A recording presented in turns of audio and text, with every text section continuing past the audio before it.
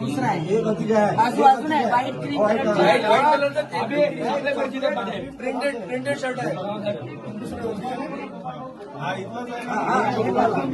हे पाकाशी मारून राहिले आमचे हे पा